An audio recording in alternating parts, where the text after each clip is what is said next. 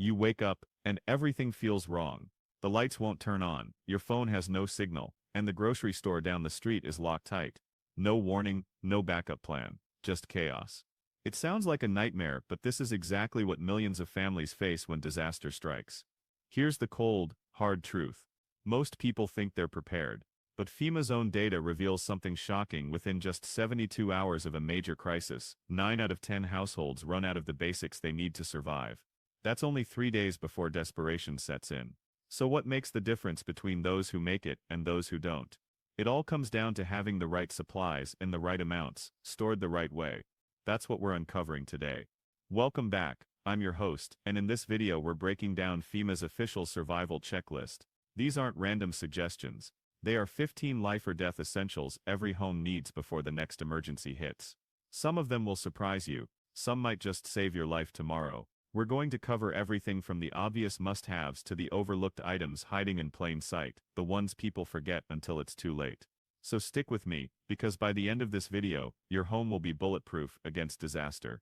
And hey, if this video ends up saving your family one day, hit that subscribe button. Your future self will thank you. Let's start with point 15. The fire extinguisher. You might think of it as just another household tool, but in a disaster it becomes your first line of defense. After hurricanes, earthquakes, or powerful storms, exposed wiring, broken gas lines, and open flames from candles or stoves turn your home into a ticking time bomb. Fires spread incredibly fast. The National Fire Protection Association warns that a simple kitchen fire can take over an entire room in just minutes. And here's the problem. In an emergency, help doesn't arrive quickly. Firefighters in rural areas can take 14 minutes or more to respond, long enough for flames to destroy a home. Even in cities, if the system is overwhelmed, you could be on your own. That's why FEMA insists every household keeps an ABC-rated fire extinguisher. These are powerful enough to stop 3 of the most common dangers: burning wood and paper, flammable liquids like gasoline, and electrical fires. But having one isn't enough. You need to know how to use it. Store them in high-risk areas like the kitchen, the garage, and on every floor of your home. Practice the pass method. Pull the pin, aim low, squeeze the handle, and sweep side to side. In a real emergency, those 30 seconds of action could be the only thing standing between a small fire and a total disaster. Point 14. Extra cash. In our card swipe, tap-to-pay world, carrying cash might seem old-fashioned. But when the power grid fails, money stored in your bank account is suddenly locked away. After Hurricanes Katrina and Maria, families were stranded because ATMs were dead, card readers were useless, and banks stayed closed for days. Meanwhile, the people who had a hidden stash of bills at home could still buy fuel, food, and medicine while others stood helpless in mile-long lines. That's why FEMA recommends keeping an emergency reserve of cash where you can access it quickly. Think of it as your safety net when the digital world goes dark. Because when the grid is down, paper money isn't just paper, it's survival. Point 14 was extra cash, but here's the catch. You need enough to get your family through at least 2 weeks. Think about that, 2 weeks where cards don't work, banks are shut down, and your savings account might as well not exist. The exact amount depends on your household size and expenses, but a few $100s in small bills, 1s, 5s, and 10s, will always serve you better than a crisp $100 bill the corner store can't break. Because here's the harsh reality: when credit and debit systems fail, businesses instantly switch to cash only. And in a crisis, no amount of begging or explaining will help if you can't pay on the spot. Even huge retail chains that normally thrive on digital payments have gone back to cash-only operations in disaster zones. That's why FEMA emphasizes not just how much cash you store, but where you store it.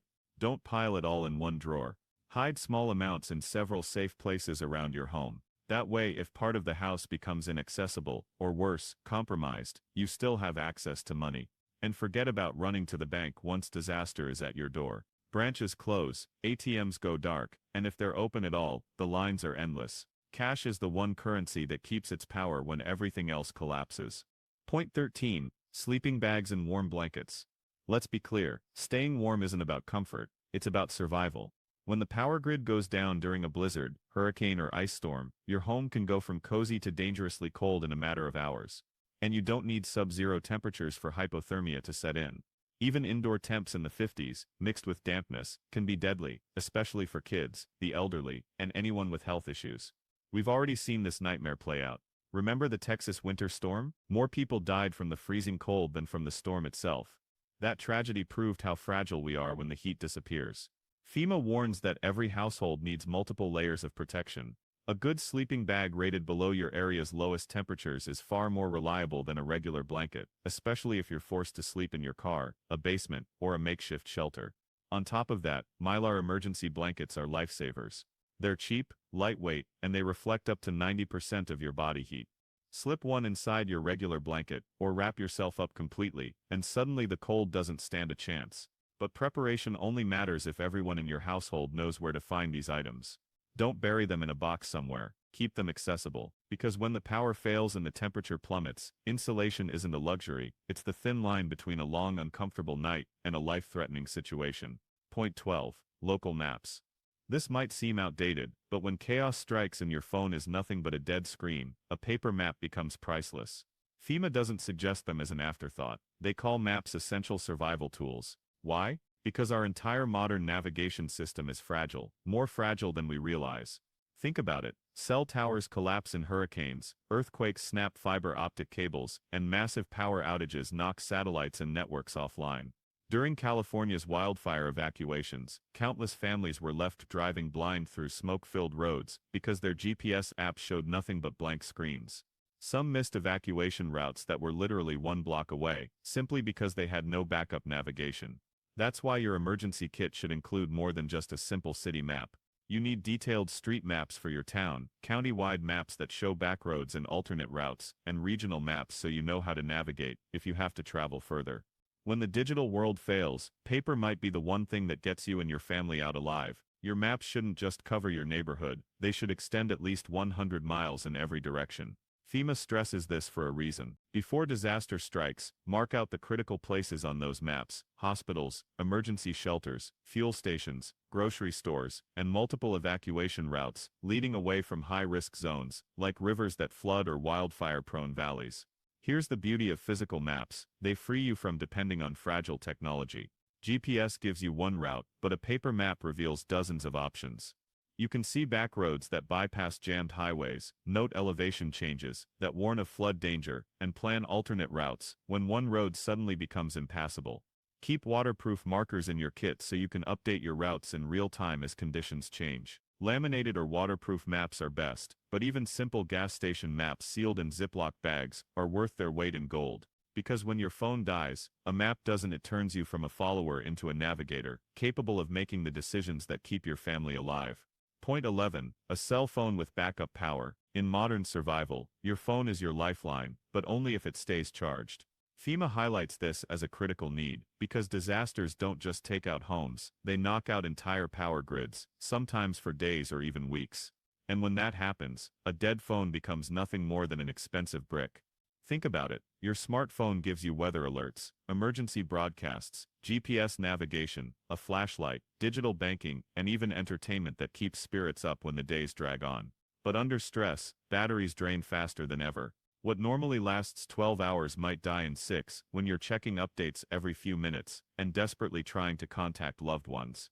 That's why you need a layered backup system. High-capacity power banks, at least 20,000 mAh, can give you 4 to 6 full charges, but only if you've kept them topped up. Solar charging panels with at least 25 watts of output are lifesavers in longer outages, because they can generate power even from partial or indirect sunlight. Car chargers add another option, if your vehicle still runs and you have fuel.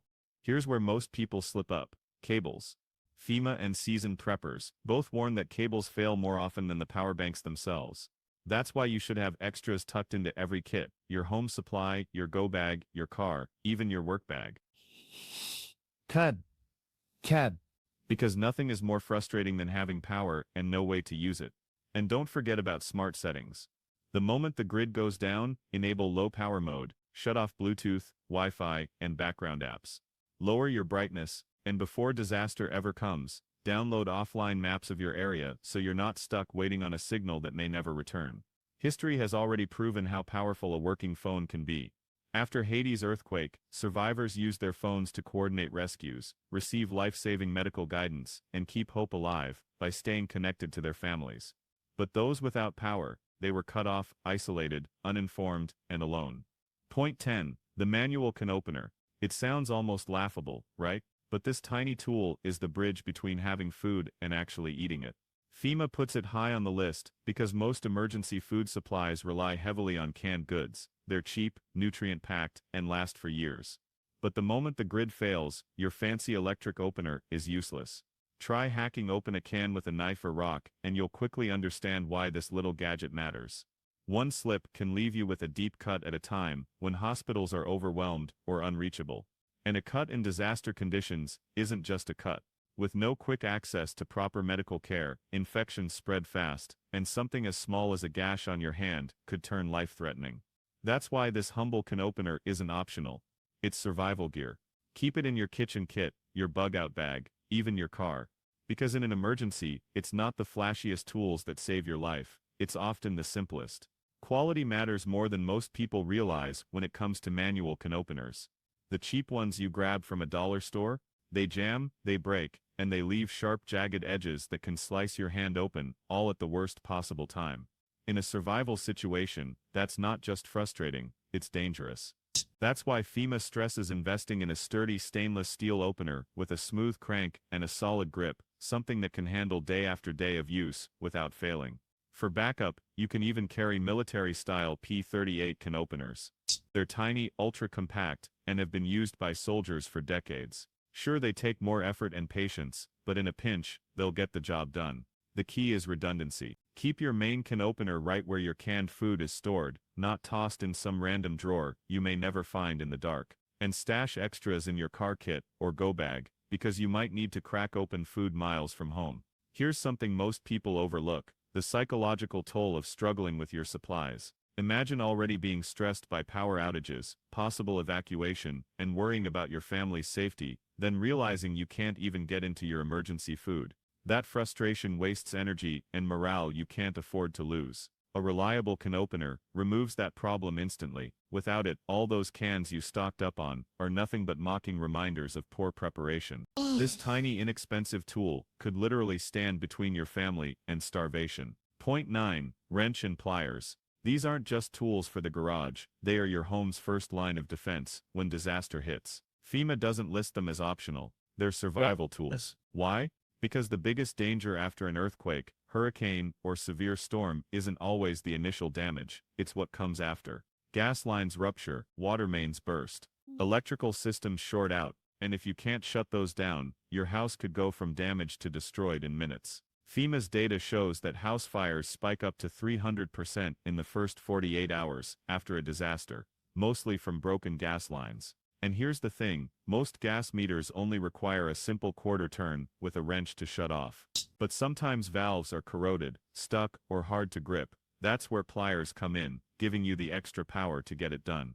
The combination of the two tools gives you control over the most dangerous utilities in your home.